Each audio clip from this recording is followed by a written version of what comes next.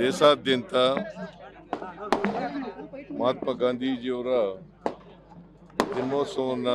ಜನ್ಮ ದಿನೋತ್ಸವವನ್ನು ಆಚರಣೆ ಮಾಡಿ ಅವರನ್ನು ಸ್ಮರಿಸ್ಕೊಳ್ತಕ್ಕಂಥ, ಅವರು ಹೇಳಿದಂಥ ದಾರಿನಲ್ಲಿ ನಡೀತಕ್ಕಂಥ ಪ್ರಯತ್ನವನ್ನು ಮಾಡ್ತಾ ಇದ್ದೀವಿ.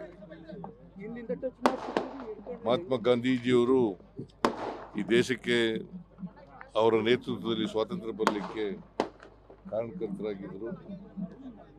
ಅವರ ಹೋರಾಟದಿಂದ ಇವತ್ತು ನಾವೆಲ್ಲರೂ ಕೂಡ ಸ್ವತಂತ್ರರಾಗಿದ್ದರೆ ಅವರ ಹೋರಾಟ, ತ್ಯಾಗ, ಬಲಿದಾನಗಳಿಂದ ಆಗಿದೆ. ಅದಕ್ಕೋಸ್ಕರ ಅವರನ್ನು ಸ್ಮರಿಸ್ಕೊಂಡು ಅವರು ದಾರಿನಲ್ಲಿ ನಡೀತಕ್ಕಂಥ, ಅವರು ಹಾಕ್ಕೊಟ್ಟಂಥ ಮಾರ್ಗದರ್ಶನದಲ್ಲಿ ನಡೀತಕ್ಕಂಥ ಶಕ್ತಿ ಕೊಡಲಿ ಅಂತೇಳಿ ಪ್ರಾರ್ಥನೆ ಮಾಡ್ತೀನಿ.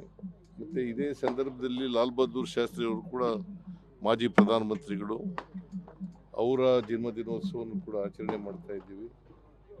ಅವರ ಆತ್ಮಕ್ಕೂ ಕೂಡ ಶಾಂತಿ ದೊರಕಲಿ, ಮತ್ತು ಅವರು ಮಾರ್ಗದರ್ಶನದಲ್ಲಿ ಅತ್ಯಂತ ಪ್ರಾಮಾಣಿಕವಾದಂಥ ವ್ಯಕ್ತಿ, ಅದರಿಂದ ಅವರ ಮಾರ್ಗದರ್ಶನದಲ್ಲಿ ನಡೀತಕ್ಕಂಥ ಶಕ್ತಿ ಕೊಡಲಿ ಅಂತೇಳಿ ಪ್ರಾರ್ಥನೆ ಮಾಡ್ತೀನಿ.